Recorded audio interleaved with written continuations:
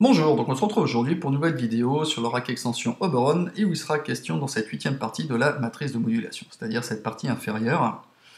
Elle va nous servir en fait à automatiser des actions qu'on pourrait faire manuellement à l'aide de boutons, à l'aide de courbes. J'ai donné un exemple justement dans le tuto numéro 6 sur les filtres où je montrais comment utiliser la matrice de modulation pour bouger ce paramètre XY. Ça sera le même principe ici que je vais vous expliquer. Pour effectuer en fait des actions, c'est-à-dire le but du jeu étant, c'est que on va pas s'amuser si vous voulez bouger tel paramètre avec votre souris, tel paramètre avec celui-ci, tel paramètre avec celui-ci.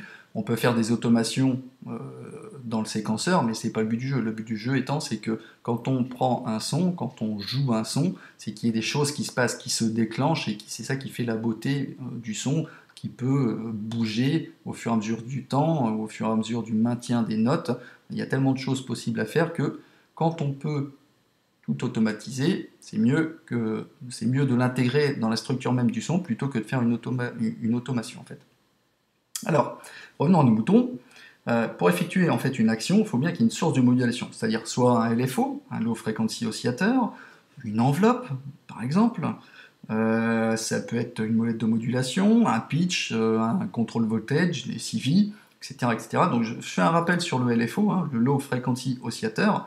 C'est un oscillateur en fait qui est de basse fréquence, qui n'est pas audible, et qui, du fait qu'il ne soit pas audible, justement, on va pouvoir l'utiliser, s'en servir, pour donner du mouvement, de par sa périodicité, sur un autre paramètre. Il y a plusieurs déclinaisons au niveau des formes, on a en triangle, en sinusoïdal, etc., etc. Donc on a la possibilité de pré-régler deux paramètres, deux LFO, LFO1 et LFO2.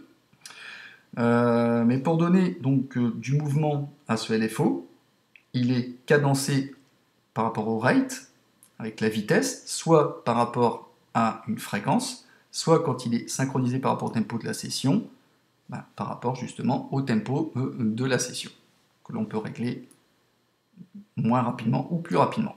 Ici, le bouton étant pour la synchronisation sur la note. D'accord ?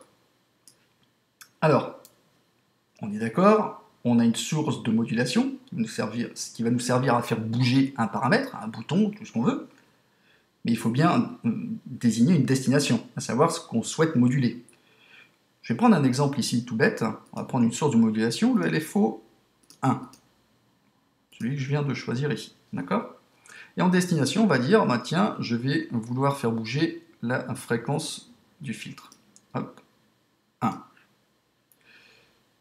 Je rappelle également le sujet entre les valeurs positives et les valeurs négatives, entre bipolaire et unipolaire. Je ne sais pas si vous savez ce que c'est, je vais vous l'expliquer brièvement, comme j'avais déjà fait dans le tuto numéro 6. En gros, tout ce qui est unipolaire sont les valeurs qui sont positives, c'est-à-dire par défaut qu'il n'y a pas de négatif. Une échelle ici, là, sur les fréquences, on va partir de 0 jusqu'à aller à un maximum, comme un gain. Un autre exemple pour des valeurs bipolaires, c'est-à-dire avec du positif et du négatif, ici, le pan. On peut aller à gauche avec des valeurs négatives, et là, à 100 avec des valeurs positives. Ce qui est le cas également d'un LFO, il est bipolaire, on a une ligne virtuelle qu'on ne voit pas, avec une périodicité avec du positif, du négatif, du positif, etc. etc. Donc, c'est important de connaître ça parce que quand vous allez faire un réglage, c'est-à-dire ici on va doser, en quelque sorte c'est l'amount, c'est le dosage que l'on va injecter de la source sur la destination. Donc ici dans notre cas, je mets mon paramètre à fond et je veux que la modulation parte de 0 jusqu'à un maximum de son amplitude. Donc sur une valeur unipolaire, ici, la fréquence, on part de 0. Donc le 0 correspondra à 1 - 100. Jusqu'au maximum, ici ça sera plus 100, c'est-à-dire le 100%, c'est comme si le bouton était à 100% de sa fréquence. D'accord ? On va prendre un exemple. Et j'ai bien un mouvement, une périodicité avec mon LFO. Je peux faire varier ce mouvement avec le rate.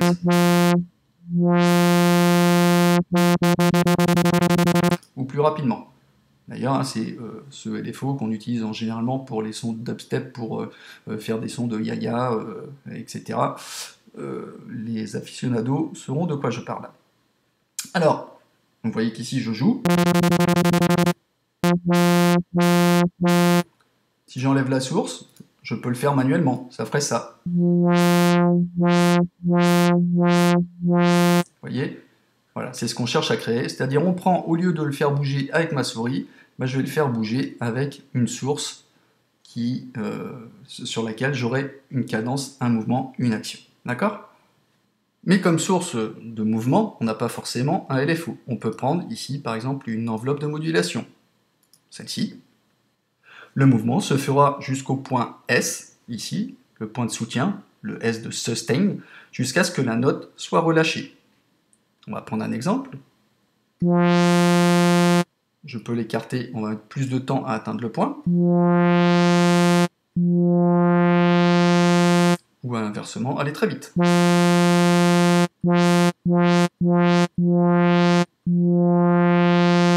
Encore une fois, c'est comme si j'avais rien. Je le fais bouger moi-même. D'accord? Donc là, je le fais avec une courbe de modulation. Je peux bouger le point d'ailleurs. Hein. Ici, forcément, je ne peux pas le décoller. Je pourrais rajouter un autre point ici. Le mettre là.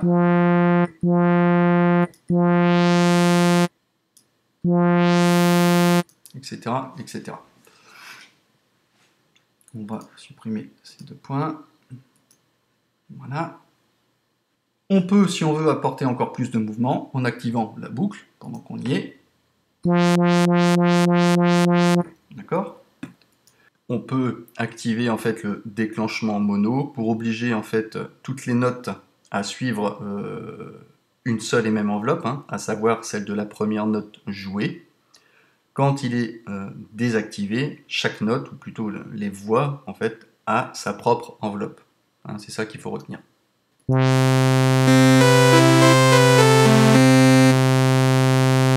Et elles jouent pareil au maximum. Si par contre elles sont déclenchées, je vais jouer une note, la maintenir. Les autres que je vais jouer vont mettre du temps à monter. Elles ont chacune leur propre enveloppe.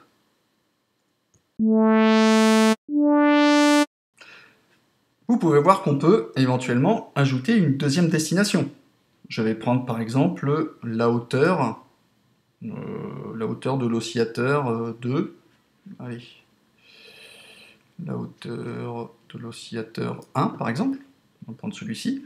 Donc c'est pareil, je vais mettre une échelle donc à moins 100 qui correspond au 0 par rapport à la hauteur. Et on va voir ce qui se passe.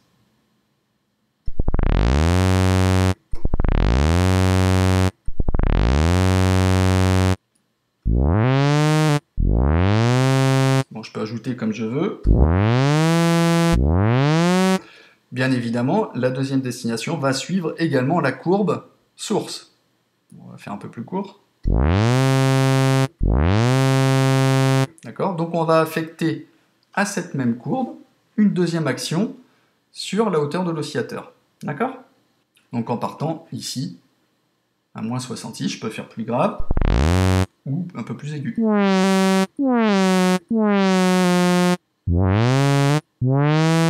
Vous pouvez doser l'intensité qui ne sera pas forcément la même que celle de la destination 1. D'accord? Après le scale pour échelle, donc à quoi ça va nous servir? C'est ce qui va nous permettre en fait de gérer l'intensité de la modulation. On continue toujours avec notre son, et là je vais ajouter par exemple une molette de modulation. C'est-à-dire ici, cette molette-là. D'accord? Là, au minimum, on va partir de rien, c'est-à-dire comme si la modulation était fermée. Donc on est dans la même configuration que si on n'avait rien mis. Par contre, là, je vais pouvoir gérer l'intensité de la modulation avec ma molette. Au maximum, c'est comme si j'étais arrivé en haut de ma modulation. Là, elle est progressive. Là, elle est déjà en haut. Et là, je peux faire de l'intermédiaire.